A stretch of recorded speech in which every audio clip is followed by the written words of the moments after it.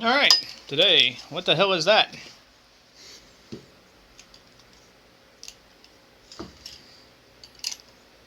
This is a screen roller.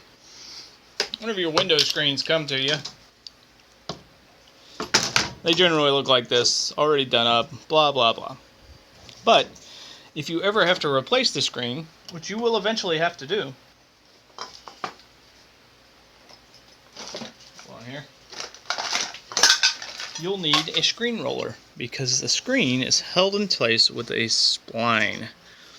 And this stuff here is a screen spline, which of course does not want to come out because this is pretty old stuff. This actually needs to be redone, and that's why we have a screen roller.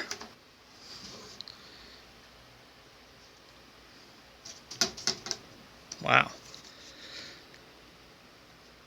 So when your screen gets too filthy or too nasty, you buy some new spline, and the spline is sold by the diameter. So you'll need, in this case, this is 3/16, I believe. This might actually be bigger than that. This is some pretty old stuff. I may have to rebuild these screens. Alright, so here's your screen spline, and it is just a round bit of rubber that goes all the way around the screen. And the way that I put it on is I usually lay my screen across, and I'll start at the center and move my way to each corner slowly and pull the screen tight as I go.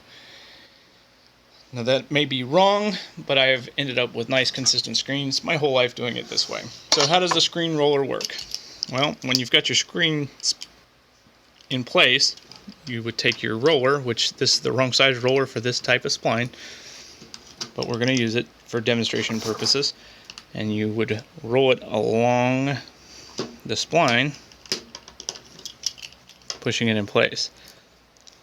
Okay, that is a screen roller, and they usually have two diameters on them. On one side we have 1/8 of an inch, and I'm not sure what the size is on this one. They're just smaller than that, and they're not that expensive. They're sold with the screen in the screen department in Home Depot, Lowe's, Ace, wherever you go to get your tools. So what the hell is that? It's a screen roller.